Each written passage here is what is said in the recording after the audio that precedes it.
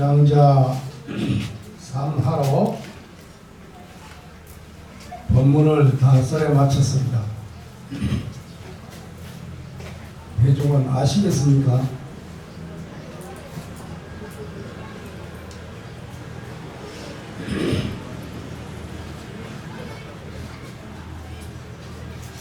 표정이 모른다고 하니 어쩔 수 없이 사족을 붙이도록 하겠습니다. 오늘은 부처님 오신 날입니다. 경에 말씀하시기를 나 열애를 본다거나 간다거나 믿는다거나 믿는다고 말한다면 이것은 사도를 행하는 것이다. 이렇게 말씀했습니다. 열애라고 하는 것은, 부처라고 하는 것은 온다거나 혹은 간다거나 사람들처럼 앉는다거나 눕는다거나 형상을 가지고 논한다고 한다면 그것은 불자가 아니다 그 말이에요. 오늘 이 자리에 오신 대한민국 각 사찰마다 연등법회를 보고 있는 모든 사람들은 불자가 아닙니다. 왜? 부처님을 형상으로 보고 그 형상의 부처님이 오신 날이 4월 8일이기 때문에 이것을 봉축하고 기념한다고 한다면 이는 부처님이 왔다고 생각하고 부처님이 갔다고 생각하고 부처님을 형상으로 받들어 모시는 것이기 때문입니다. 여러분들은 오늘 형상의 부처님 오심을 찬탄하러 이 땅에 이 절에 오셨지만 그러나 마음속으로는 금강경의 사국의 송을 내내면서 범소유상 개시여망 약견재상 이상 적견예라고 하는 말씀을 다시 말하면 무릇 형상 있는 모든 것은 다 허망하더라, 다 공이더라. 만약에 모든 형상이 형상 아님으로 본다면 모습을 갖춘 형상이 텅 비어있는 성품을 본다고 한다면 이것은 열애를 보는 것이다 라고 말했습니다. 여러분들은 오늘 형상의 부처님 오신 날을 찬탄하러 왔지만 그리고 부처님 오신 날에 부처님 지혜를 밝히기 위해서 내 마음속 부처님을 밝혀내기 위해서 연등에 꼬리표를 달기는 했지만 그러나 그 꼬리표가 욕망의 꼬리표가 아니고 내 마음을 밝히는 덕불의 꼬리표였다고 한다면 이것은 분명히 사도를 행하는 외도가 아니고 진정한 불자가 될 수 있을 것입니다. 부처님은 오고 가심이 없습니다. 태어나시고 돌아가심이 없습니다. 그래서 반야신경에서는 불생불멸이라고 말합니다. 태어나지도 않고 죽지도 않았다 이렇게 말을 하고 있습니다. 그렇다고 한다면 오늘 부처님 오신 날 우리는 과연 무슨 생각을 해야 되겠는가? 부처님은 무엇으로 오셨습니까? 부처님은 어디에 오셨습니까? 어록에 말씀하시기를 서가모니 부처님께서는 저 도솔천 내몽에서 한 발짝도 움직이지 않고 일체 중생을 다 제도했다 이렇게 말하고 있습니다. 건강하게 말하기를 부처님이 일체 중생을 다 제도했지만 한 중생도 제도된 바가 없다 이렇게 말했습니다. 이게 무슨 말입니까? 왜 일체 중생을 제도했는데 한 중생도 제도된 바가 없느냐? 경은 분명하게 말하고 있습니다. 중생이 본래 부처이기 때문에 그렇다. 서가모니 부처님이 손가락으로 저 달을 가리켰는데 부처님은 달을 가르쳐 주신 분이란 말이에요. 그러면 그 달이 그 진리가 그 깨달음이 무엇이냐? 부처님이 손가락으로 달을 가르쳐 주신 것이 팔만대장경인데 팔만대장경이 가르치고 있는 것이 뭐냐면 가르치고 있는 저 달이 뭐냐면 그 달이 우리의 마음입니다. 우리 자신의 청정한 본각이 본래 깨달음이 달입니다. 그 달을 일체 중생이 다 품고 있다는 것입니다.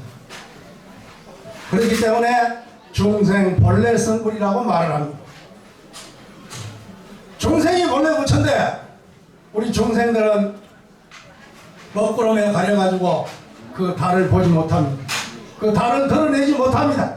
달이 빛나지를 못합니다. 그래서 부처님께서 저 밖에 있는 달을 보지 말고 네 마음속에 있는 달을 보라고 일러주시고 있는 것입니다. 그 마음 달을 밝히기 위해서 오늘 우리는 등불을 밝히는 것입니다. 비록 내 가족 축원문을 연등표로 다뤘지만 그러나 그것은 짐짓 중생으로서의 소원이고 그러나 본래 부처의 입장에서 보면은 내 마음이 내가 본래 부처이기 때문에 온다 간다가 없습니다. 마치 꿈속에서 태어나기도 하고 죽기도 하고 부자가 되기도 하고 가난하기도 하고 꿈속에서 온갖 형상으로 살아가지만 꿈을 깨고 나면은 아무것도 없는 것처럼 텅 비어 있는 것처럼 이것을 육조 해능 스님은 본래 무일물이라 이렇게 말했습니다. 본래 한 물건도 없다. 어젯밤 꿈속에서 복권에 당첨되었던 꿈속에서 죽었던 꿈속에서 살아났던 그는 꿈속의 일이고 꿈을 깨고 나니 본래 아무 일도 없었더라고요. 그걸 육조 스님은 본래 무일물이라 그랬습니다. 우리 부처님 오신 날 부처님 오심을 찬탄하는 의미에서 우리 크게 한번 외쳐봅시다. 본래 무일물 본래 무일물 아침도 안 먹고 왔나 이제 크게 한번 봅시다. 본래 무일물 그렇습니다. 꿈속에서는 기쁘기도 하고 괴롭기도 하고 부자이기도 하고 가난뱅이기도 하고 살기도 하고 죽기도 하고 온갖 희로애락이 범벅이 된 꿈속의 모습이지만 한 꿈을 또 깨고 보니 한 생각 꿈을 깨고 보니 아무 일도 없었더라고요. 환경에 말하기를 어떤 사람이 밤에 꿈을 꾸는데 꿈속에서 강물에 빠졌더란 말이에요. 그래서 허우적거리면서 강물 밖으로 언덕으로 나오려고 막 애를 썼단 말이에요. 꿈속에서 강물에 빠졌으니까 거기서 나오려고 막 애를 쓰다가 지짐에 놀래가지고 또 깼단 말이야. 깨고 나니까 본래 침상에 누워있더라고 말이야. 아무 일도 없었어. 아무 일도 일어나지 않았단 말이야. 그런데 우리는 100년 인생의 꿈을 꾸고 있는데 그 속에서 강물에 빠져서 허우적거리고 있단 말이야. 그러면 강물을 벗어나려고 애를 써서 언덕으로 올라오는 게 목적이었단 말이야. 그래서 부처님이 와가지고 관세음보살님, 나 빠졌습니다. 허우적거립니다. 나 물 밖으로 건져주세요. 관세음보살, 지장보살, 아미타불, 서모니불 하고 그렇게 허우적거리면서 불보살의 명호를 부르고 있다. 왜? 물에 빠졌으니까 나와야 되니까. 대부분의 한국의 불자들은 물속에 빠져있다고 착각을 하고 꿈을 꾸면서 꿈속에서 물에 빠져있다고 착각을 하면서 물 밖으로 나오려고 허우적거리면서 불교를 믿고 있습니다. 그러나 부처님이 진실로 이 땅에 오셔가지고 우리들에게 일러주고자 한 말은 너희들은 물에 빠진 적이 없다. 물에 빠진 적이 없으니까 나오려고 하지 말아라. 너는 지금 침상에 편안히 누워 자고 있다. 침상에 누워 자고 있다는 사실을 깨우치기 위해서는 꿈 밖으로 나와야 됩니다. 꿈속에서는 불가능합니다. 꿈을 깨야 되는 것입니다.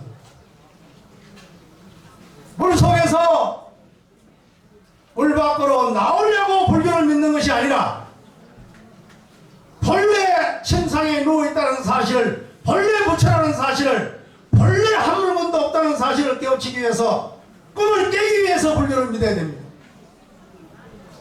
이래야 불교가 살아나는 것입니다.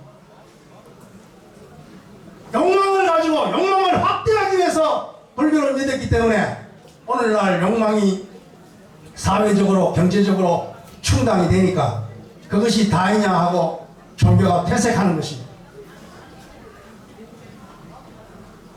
부자든 가난하든 꿈을 깨는 일, 다시 말하면 내가 본래 부처님을 깨닫는 일, 이것이 중요하다 그 말이에요. 오늘 우리들은 돈 10만원, 20만원, 30만원 내고 연등 꼬리표 달라고 온 것이 아니다 그 말. 그것은 현실 세계고 중생의 세계에서 벌어진 일이고 그 중생이기 때문에 중생의 삶이 있겠지만 그러나 중생이 본래 부처라는 입장에서 해야 될 일이 있단 말이에요. 그것은 중생을 뛰어넘는 일입니다. 본래 부처님을 깨닫는 것입니다. 물에 빠진 일이 없고 생사에 허우적거린 일이 없고 본래 편안히 침상에 누워있다는 사실, 이 사실을 깨우치기 위해서 불교를 믿고 절에 다녀야 됩니다. 그런데 과연 몇 사람이 꿈을 깨기 위해서 꿈속에서 더 좋은 곳으로 높이 올라가기 위해서 불교를 믿고 있을 뿐이지 꿈을 깨기 위해서 불교를 믿는 사람이 과연 몇 사람이 되겠느냐. 부처님이 진실로 우리들에게 원하는 것은 꿈속에서 높이 높이 올라가는 것을 원하지 않습니다. 꿈을 깨라고 말합니다. 그래서 부처님께서 룸비니 꽃동산에서 태어나셔서 하신 말씀이 천상천하 유아독존 삼계계고 아당안지라 그랬단 말이에요. 한번 따라 해볼까요? 천상천하 유아독존, 천상천하 유아독존. 천상과 천하 이 세상에서 말이에요. 유아독존이라 내가 홀로 높다. 여기서 내란 것은 중생으로서의 나가 아닙니다. 부처로서의 나입니다. 중생이 본래 부처란 그 본래 부처인 내가 홀로 높다 그 말입니다. 중생인 나는 시기하고 질투하고 미워하고 화내고 끊임없이 생사 속에서 꿈 속에서 고통을 받는 그것이 높다는 것이 아니고 꿈을 깬 내가 침상에 앉아서 편안히 꿈을 꾸고 있는, 꿈을 연출하고 있는, 꿈을 각색하고 있는, 꿈을 연기하고 있는 내가 본래 면목이 그것이 유아독존이다. 그런데 중생은 이 사실을 모르고 꿈속에서 괴롭게 헤매고 있으니까 부처님이 현실 진단으로서 삼계계고 그런다. 중생 세계는 보통의 세계다. 아당안지라 내가 마땅히 편안하게 할 것이다. 오늘 이 자리에 참석한 우리들은 지금 모습은 비록 중생이지만 그러나 부처를 본래 부처를 품고 있습니다. 해를 품고 있듯이 해품달이란 말이 있듯이 우리는 본래 부처를 간직하고 있다. 이것을 밝히기 위해서 등을 켜는 것입니다. 내 가정의 안녕을 위해서 행복을 위해서 등을 켜는 것도 중요하지만 이것은 꿈속의 일이다. 더 중요한 것은 꿈을 깨는 일이 중요하다. 내가 이 사실을 알았다고 한다면 널리 세상을 편안하게 해야 될 것이다. 그래서 조사는 말합니다. 마음이 편안하면 천하가 편안하다. 마음이 부처면은 두두물물이 부처다. 내가 미운 마음을 내면은 일체가 다 밉게 보입니다. 내가 고운 마음을 내면 일체가 다 고운 님으로 보입니다. 그렇습니다. 그래서 마조선사는 마음이 부처라 그랬습니다. 그리고 용심이 보살이라 그랬습니다. 마음이 부처란 말이에요. 마음이 부처인 도리를 껴줘서 그러면 마음을 어떻게 써야 되겠는가? 용심, 마음 서는 것이 그게 보살이다. 여러분들은 다 보살님이니까 보살심을 내고 있죠? 그렇죠? 용심이 보살이다. 다 같이 한번 따라해 봅시다. 마음이 부처요. 용심이 보살이다. 내 용심을 지옥의 마음을 쓰면 그게 지옥이라 그 말이야. 내가 천상의 마음을 쓰면 그게 천국이라 그 말이야. 공연시 내 한 생각 이렇게 해서 지옥을 만들어 놓고서는 괴로워 죽겠다고. 한 생각 천당을 만들어 놓고는 천국을 만들어 놓고는 즐겁다 즐거워 죽겠다. 이래도 죽고 저래도 죽고 죽겠다 그래. 그러나 한 생각이 일어난 바 없이 일어난 꿈속에서 있었던 일이 숱한 일이 있었지만은 꿈을 깨고 보니까 아무 일이 없었지. 내가 하루에 5만 가지 생각을 일으키지만은 그러나 나는 한 생각도 일으킨 적이 없단 말이야. 그것이 본래 부처님의 소식이라 그 말이야. 여러분 하루에 생각을 5만 번 하잖아요. 그래 안 그래요? 5만 가지 걱정한다고 말해야 해요. 5만 가지 생각을 한다고 그래요. 인간이 뇌파 측정을 딱 해보니까 하루에 생각을 5만 번 한다는 거예요. 5만 번을 이렇게 했다가 사라졌다가 이렇게 살아니까 그러니까 참 바쁘지. 오늘 또 바쁜 사람들이 많습니다. 2절 가야 되고 저절 가야 되고 세절 가야 되고 놀러도 가야 되고 생각을 일으켜서 천당이 되고 지옥이 된다고 한다면 이 천당과 지옥을 벗어나서 부처님의 세계 극락세계로 나아가기 위해서는 어떻게 해야 되겠는가? 한 생각도 일으킨 바가 없어야 된다고 말이야. 5만 가지 생각을 일으키지만은 일으킨 바가 없어야 된단 말이야. 여러분 포항 앞바다나 간포 앞바다에 가면은 바다에 가서 보면 뭐가 보입니까? 바다를 쳐다보고 있으면 뭐가 보입니까? 철석이는 파도가 보입니다. 파도가 하루에 몇 번 칩니까? 파도가 하루에 몇 번 치냐고 바다에. 내일 대체 공휴일이니까 간포 앞바다에 가든지 포항 앞바다에 가가지고 아침 일찍 가가 한번 딱 쳐다보고 있어. 한번 세보라고 몇 번인지 파도가 몇 번 치는지. 그 바다의 파도가 아니고 내 마음의 파도가 진짜 파도입니다. 여러분들이 하루 동안 마음의 물결이 마음의 파도가 몇 번 치냐 말이야. 바다까지 갈 것도 없어. 내가 내 마음을 내 생각을 들여다보면 당장 알 수 있단 말이야. 이를 헤아릴 수가 없어. 그런데 요즘 뇌과학자들은 옛날 할머니들이 지나가는 소리 하는 소리를 갖다가 딱 증명하면서 5만 가지 생각, 5만 파도라고 했단 말이야. 그러나 파도만 보고 있으면 5만 번 철썩거리는데 파도는 결국 물입니다. 파도는 물이란 말이에요. 결국 바다라 그 말이에요. 바다 전체를 보면은 한 번 철석이나 한 번 파도를 치나 5만 번을 파도를 치나 바다는 그대로 바다입니다. 그와 같습니다. 우리가 하루에 5만 가지의 번뇌망념으로 슬프고 괴롭고 즐겁고 끄달려 다니지만 그러나 그 마음이 본래 부처라는 그 바다의 입장에서 파도의 입장이 아니고 바다의 입장에서 보면은 바다는 그대로 바다입니다. 파도가 쳐도 바다요, 파도가 안 쳐도 바다요. 내 생각이 일어나도 내 마음이요, 내 생각이 잦아들어도 내 마음이란 말이에요. 그것을 마저 스님은 마음이 부처라 그랬단 말이에요. 이 마음이 부처인 도리를 깨우치는 날이 4월 초팔입니다. 여러분, 안일이 설신이로 눈앞에 있는 것에 집착하지 마십시오.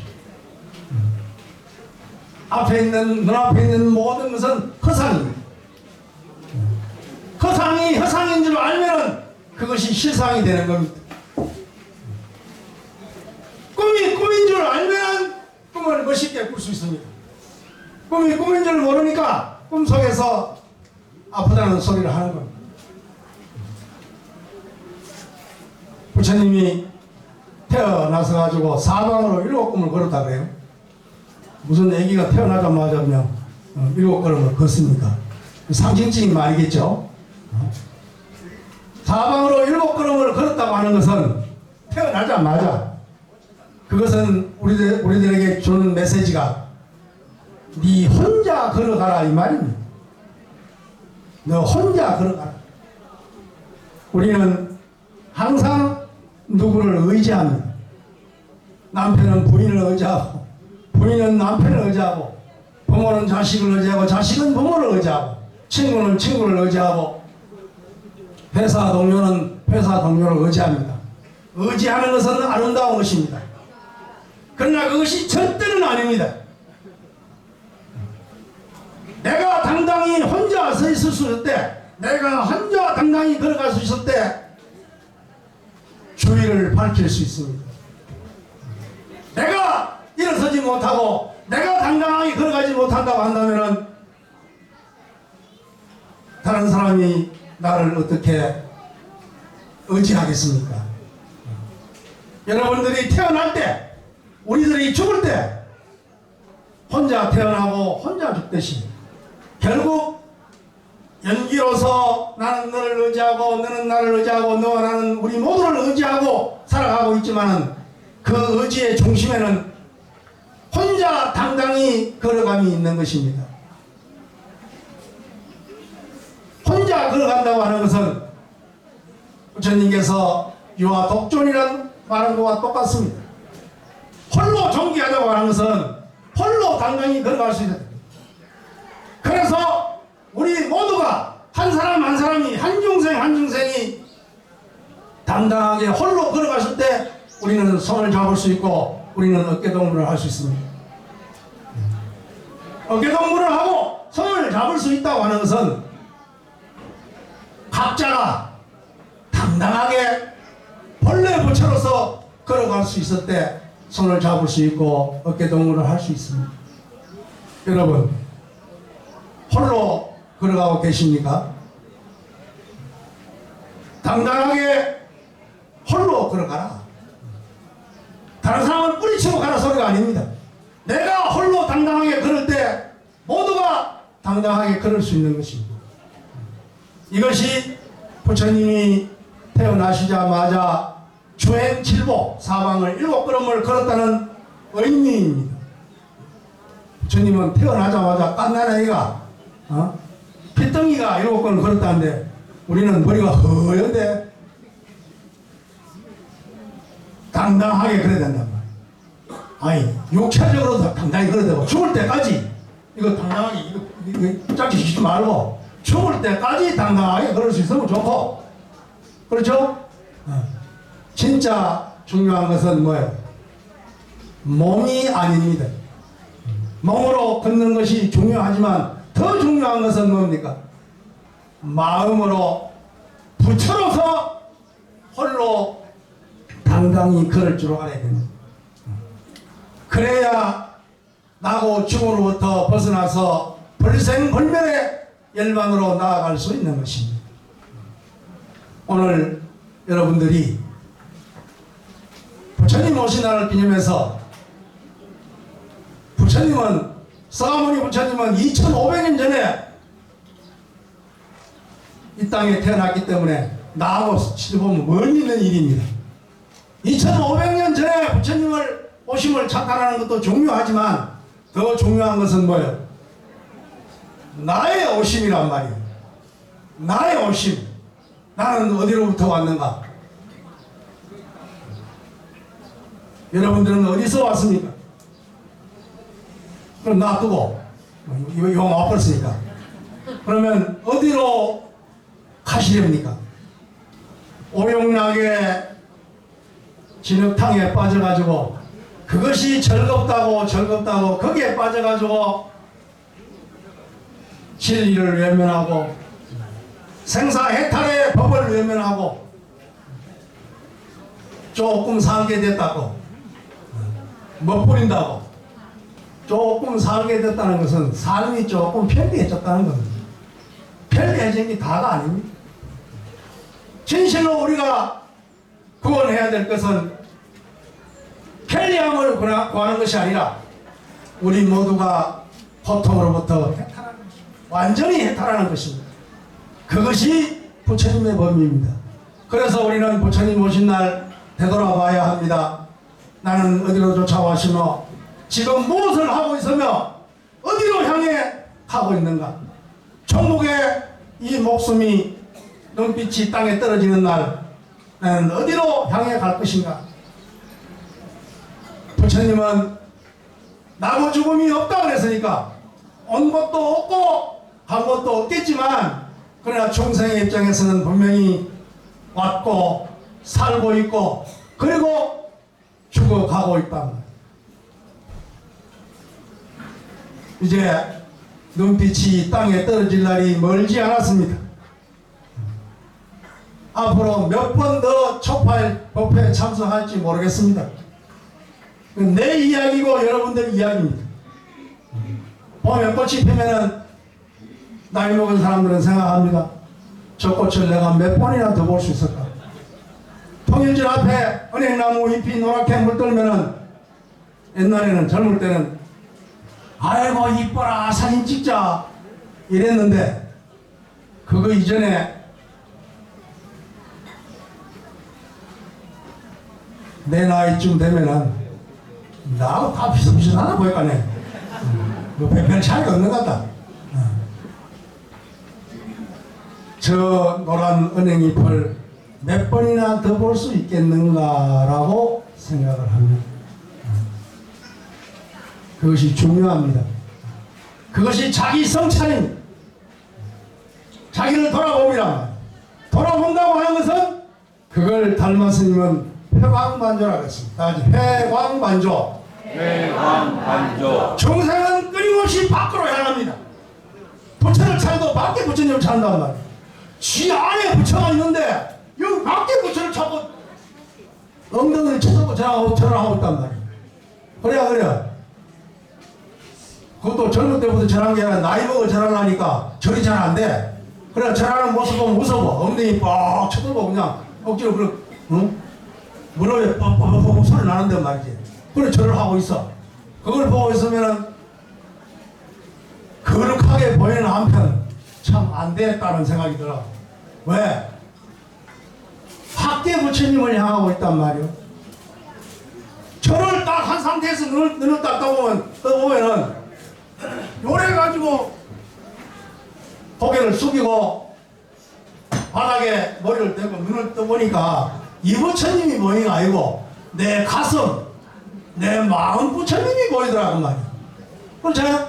마음 부처님이 절하고 있는 거란 말이야.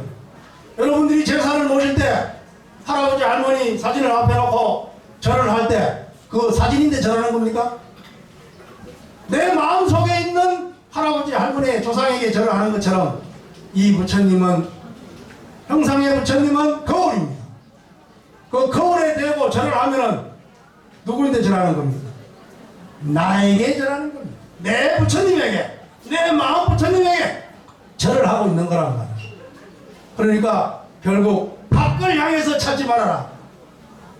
네가 본래의 부처님을 깨달아. 이것이 부처님과 역대 조사들이 우리에게 일러준 것입니다. 오늘 부처님 오신 날 거룩한 부처님 오심을 찬탄 공경 예배는 하지만 그러나 진실로 찬탄하고 예배해야 될 것은 내 자신이 부처라는 사실을 자각하는 것입니다. 부처로서 내가 부처이기 때문에 부처로서 생각하고 부처로 말하고 부처로 살아갈 수 있는, 행할 수 있는 그것이 진정한 불자입니다. 저 내남 교도소에 하면은 교도소 기가 꽂혀 있습니다. 벌어지고 있습니다. 내남 교도소에 한 명도 안에 교도소에 수감자가 없으면은 그걸 어떻게 알 수 있습니까? 뭐 그럴 일이 좀 없겠지만은 교도소에 수감자가 한 명도 없으면 백기가 올라갑니다. 하얀 기가 올라갑니다. 하얀 기 올라가는 거 봤습니까? 없어. 왜 그렇습니까? 늘 그 안에 수감자가 있단 말이에요. 그러면은 교도소에 백기가 올라가 버리면은 교도관이 필요합니까? 안 합니까? 그것은 죄가 없는 세상, 업보가 없는 세상을 상징하는 것입니다. 교도소에 백기가 올라갔다는 것은 결국 뭐예요? 교회가 있고 절이 있다는 것은 뭐예요? 사람 마음이 불안하다 그 말입니다. 진실로 내가 본래 부처로 돌아가 버리면 절이 필요합니까? 안 합니까? 필요 안 하지. 교회가 필요합니까? 안 합니까? 필요 안 합니다. 교회가 필요하지 않고 절이 필요 없는 세상을 우리는 추구하고 있습니다. 그런데도 지금은 다르지만 교회는 숫자가 늘어났고 절도 숫자가 늘어났습니다. 그것은 사람 마음이 점점 더 불안해졌다. 경제적으로는 풍요하지만 정신적으로는 더 피폐해졌다 그 말. 그런데 다행히도 지금 교회 숫자가 줄고 절 숫자가 줄어듭니다. 저는 이걸 참 다행으로 생각합니다. 그럼 저도 이제 선복을 벗을 날이 곧 오지 않겠나. 선복을 입고 있다고 해서 수행자입니까? 그게 아니잖아요. 그러면 선복을 입고 있다고 하면 스님이라고 한다면은 최수종 씨는 왕 연기할 때 거의 왕포를 갖다가 입을 때마다 왕이겠네. 그게 아니잖아요. 연기를 그래 할 뿐이지. 그렇죠? 그러면 결국 절이 필요 없고 교회가 필요 없다는 것은 모두가 다 기독교식으로 말하면 모두가 구원받았다는 것이고 불교식으로 말하면 모두가 본래 부처님을 깨달았다는 것입니다. 그것이 목적입니다. 여러분들이 그래도 절에 오고 절에 와서 기도하고 촉발 든다고 해가지고 스님들이 묵고 살게 해줘서 고맙습니다. 그러나 그게 다가 아닙니다. 절이 필요 없는 세상이 있다고 한다면은 우리는 산속 폭으로 조용히 들어가면 되니까 그 옷에 그 형상의 그 모습이 다가 아니란 말이에요.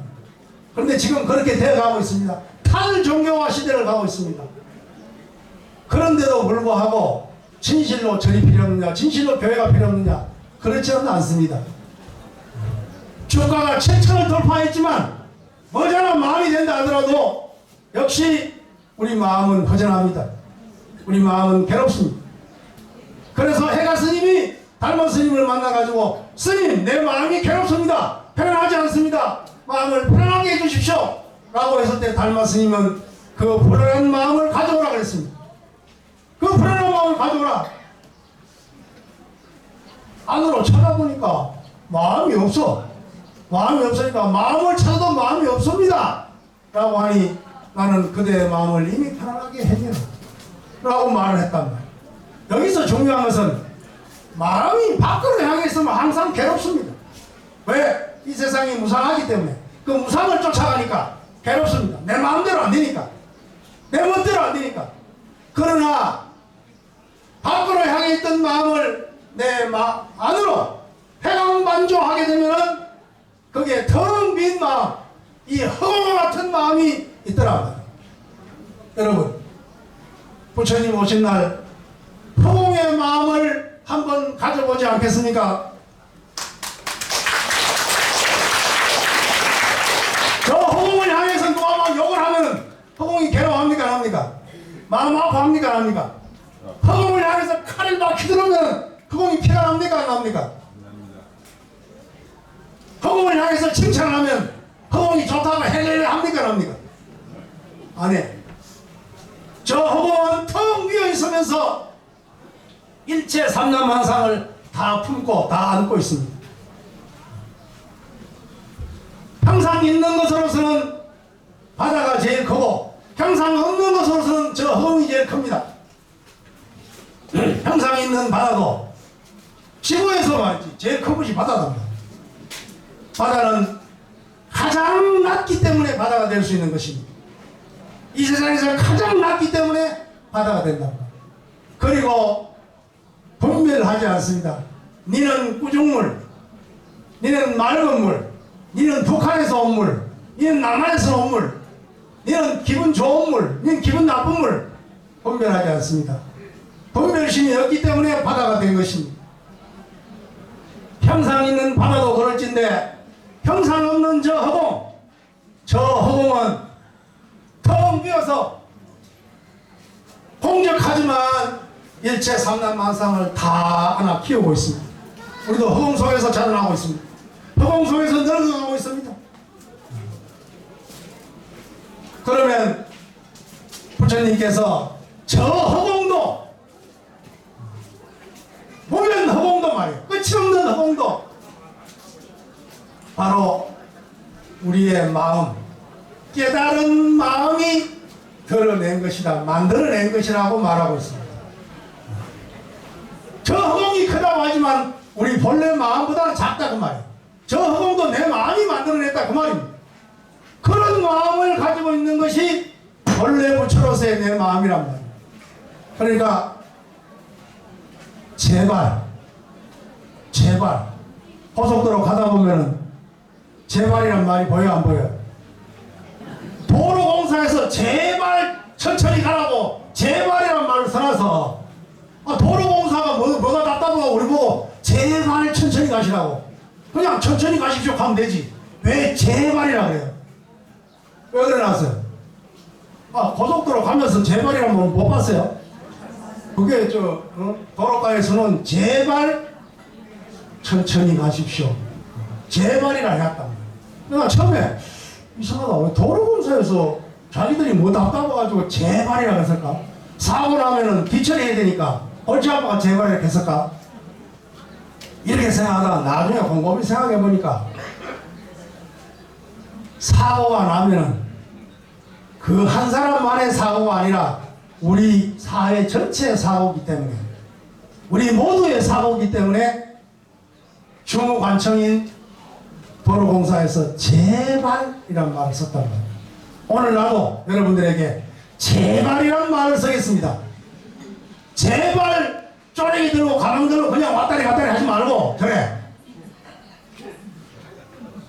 내가 지난번에 법회 때 한번 이야기 한 적 있습니다. 숟가락이 밥그릇에 들어가고, 한 번은 밥그릇, 한 번은 국그릇, 그러고 한 번은 어디 들어갑니까? 입에 들어가잖아요. 그러면 내가 쓴 숟가락이 일평생 밥그릇, 국그릇 속에 얼마나 많이 들어가겠습니까? 내가 숟가락질 한 만큼 들어가겠죠.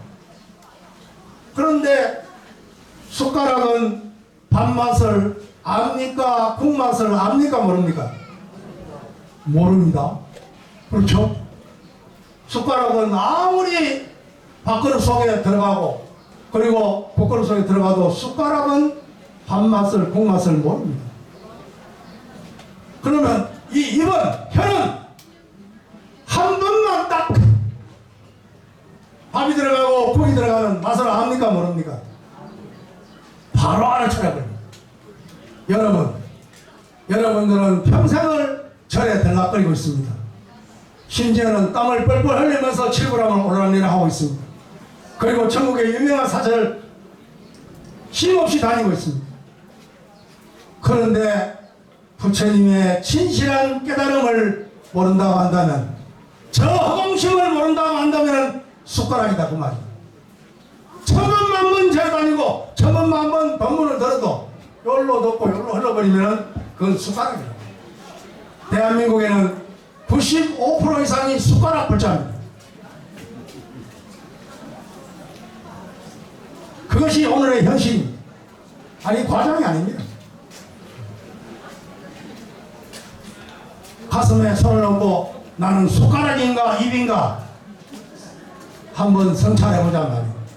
절에 그렇게 많이 다니고 법문을 듣게 됐는데 요즘 법문이 뭐 얼마나 쉽습니까? 절에 가도 듣고 텔레비에서도 듣고 유튜브에서 듣고 인스타그램에서 듣고 요즘에 AI 부처님이 나와가 더 AI 부처에다가 AI 스님에다가 초파이를 봤죠? 이제는 그냥 널널이한 게 법문이라.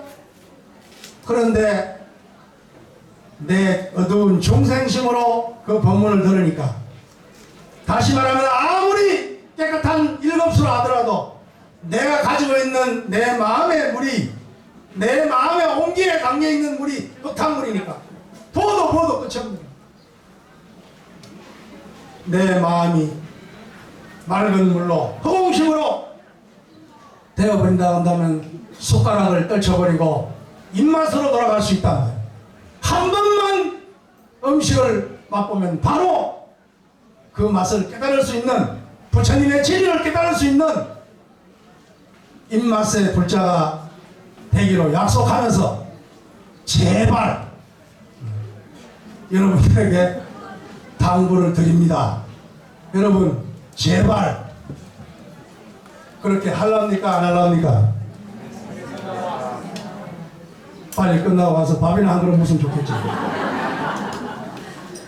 밥도 중요하고 노래 부르는 것도 중요하고 차 마시는 것도 중요하고 합니다. 그러나 부처님 오신 날 진실로 숟가락 불자가 되지 말고 나는 입맛의 불자가 돼야 되겠다는 각오로 오늘부터 진실로 연부를 하더라도 참 연부를 해야지. 뭘 주십시오, 뭐 해주십시오, 소원 성취해 주십시오, 그런 연부를 하지 말고 이제 그 많이 했으니까 이제 그만하고 내 마음을 밝히는, 내 마음의 덕분을 밝히는 그런 연부를 하고 그런 참선을 하고 그런 명상을 해서 앞으로 교회가 필요 없고 절이 필요 없더라도 마음의 명상, 마음을 찾는 수행은 끊임없이 해야 되니까. 그래서 오늘 부처님 오신 날을 마음 수행하는 허공과 같은 마음으로 모든 중생의 마음에 아름다운 마음 등불을 밝히는 거룩한 날로 찬탄하기를 기원하면서 본문에 가름하겠습니다. 성불하십시오. 네, 대단히 감사합니다. 평생을 우리들에게 큰 깨우침을 주시는 이 시대의 선지식입니다. 오람 스님께 다시 한번 여러분 큰 감사의 박수.